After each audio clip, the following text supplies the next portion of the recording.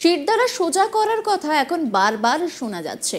মেরুদণ্ড বিক্রি নেই এই শব্দটার সঙ্গেও আমরা পরিচিত হয়ে গেছি। অন্তত 9 অগস্টের রাতে যা ঘটেছে তারপর থেকে তো আমরা এই শব্দগুলোর সঙ্গে পরিচিত হয়েছে। বিভিন্ন সময় ডাক্তারদের মুখে এই শব্দগুলো শোনা গেছে। এবার এটাকে নিয়েই রীতিমতো থ্রেট দিলেন উদয়ন গুহ। যারা পশ্চিমবঙ্গে শিরদাঁড়ার ব্যবসা করছে, শিরদাঁড়া নিয়ে ঘুরে বেড়াচ্ছে, তাদের শিরদাঁড়া এবারে নির্বাচনে এমনভাবে বেঁকিয়ে দেওয়া হবে সহজে আর সোজা হয়ে দাঁড়াতে পারবে না। আগামী দিনগুলোতে বাঁকা শিরদাঁড়া নিয়ে লাঠিতে ভর দিয়ে চলতে হবে তাদের। শিরদাঁড়া বেঁকিয়ে দেওয়ার হুমকি দিলেন উদয়ন গুহ। কি বিস্ফোরক মন্তব্য একবার ভাবুন। বিতর্কিত মন্তব্য করে বরাবর লাইমলাইটে থাকেন তিনি। দিনহাটার তৃণমূল নেতা তথা রাজ্যের উত্তরবঙ্গ উন্নয়ন মন্ত্রী। কখনো বিজেপি নেতারা বাড়িতে ভোট প্রচারে গেলে মহিলাদের তাড়া করার নিদান দিয়েছিলেন, আবার কখনো পৃথক রাজ্যের দাবিদারদের হাঁটু ভাঙার হুমকি দিয়েছিলেন। সম্প্রতি আরজিকর ইস্যুতে মহিলাদের রাত দখলের কর্মসূচিতে অংশ নেওয়া নিয়েও একাংশ মহিলাদের পোশাক বিধি নিয়ে মন্তব্য করেও বিতর্কে জড়িয়েছিলেন। এর মাঝে বিরোধীদের কামড়ে একেবারে কথা বললেন, কামড়ে দেওয়ার কথাও বলে ফের বিতর্ক বাঁধিয়েছেন। এবার শিরদাঁড়া বেঁকিয়ে দেওয়ার হুমকি উদয়ন গুহর। তিনি বলেন, আমরা আজকে থেকে ভোটের প্রচার শুরু করব। আমরা প্রার্থীর নাম ঘোষণার অপেক্ষায় রয়েছি। যার নামই ঘোষণা করুক না কেন, আমরা একসঙ্গে প্রার্থীকে জয়ী করব। রামই হোক আর বামই হোক, যারা পশ্চিমবঙ্গে শিরদাঁড়ার ব্যবসা করছে, শিরদাঁড়া নিয়ে ঘুরে বেড়াচ্ছে, তাদের শিরদাঁড়া এবারে নির্বাচনে এমনভাবে বেঁকিয়ে দেওয়া হবে সহজে আর সোজা হয়ে দাঁড়াতে পারবে না। আগামী দিনগুলোতে বাঁকা শিরদাঁড়া নিয়ে লাঠিতে ভর দিয়ে চলতে হবে তাদের। কি বলছেন উদয়ন গুহ, শোনাব আপনাদের।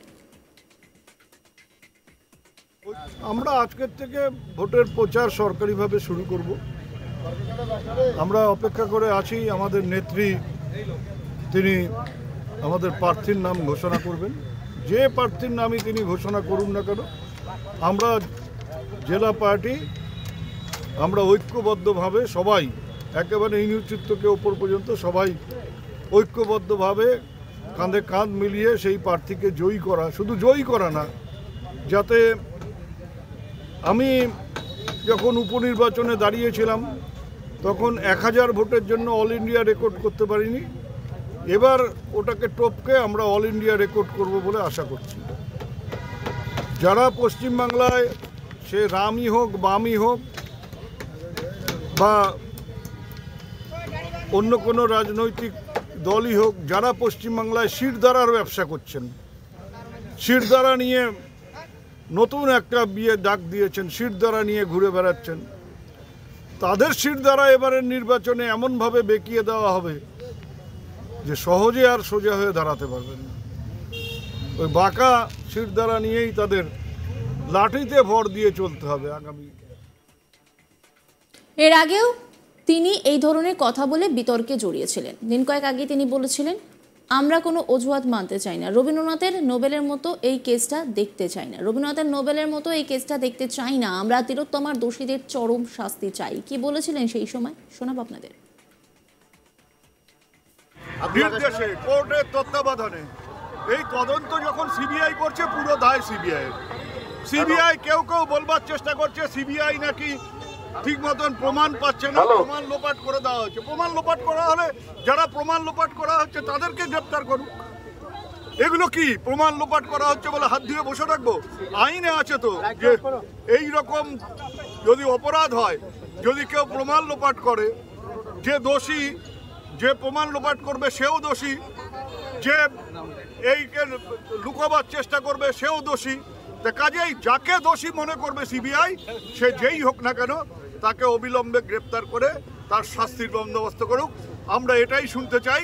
আমরা কোনো তালবাহানা মানতে চাই না, আমরা কোনো অজুহাত মানতে চাই না।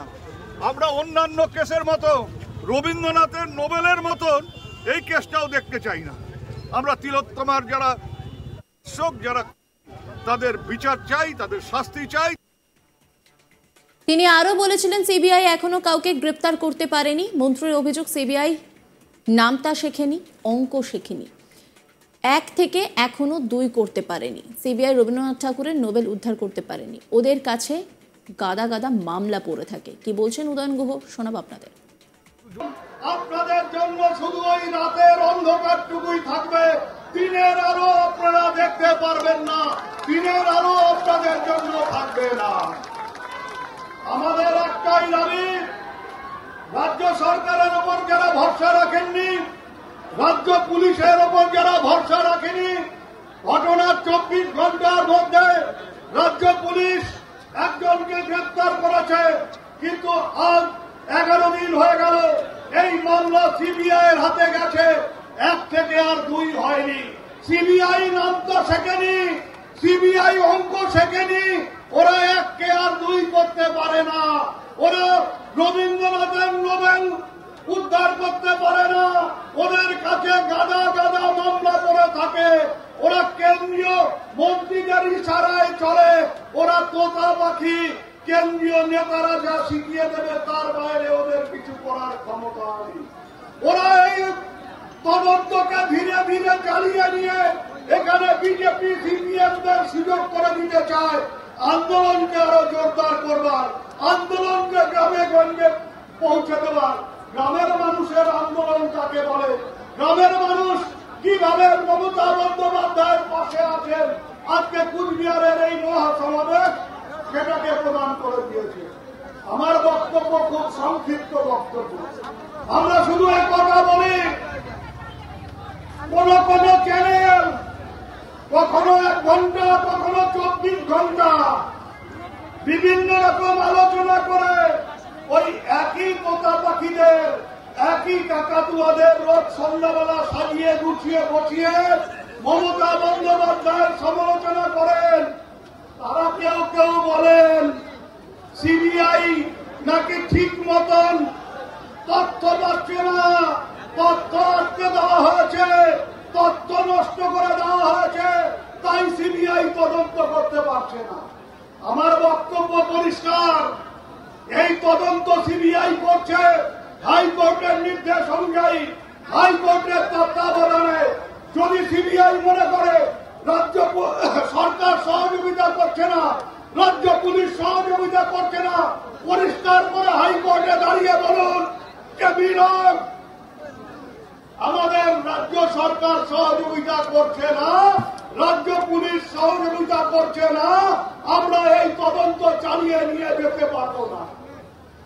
আপনারা সাপের গালেও চুমু খাবেন, ব্যাঙের গালেও চুমু খাবেন। যারা পশ্চিমবঙ্গে শিরদাঁড়া ব্যবসা করেছে তাদের শিরদাঁড়া বেঁকিয়ে দেবো। নজর রাখুন আজ তাক বাংলার ইউটিউব স্ট্রিমিং।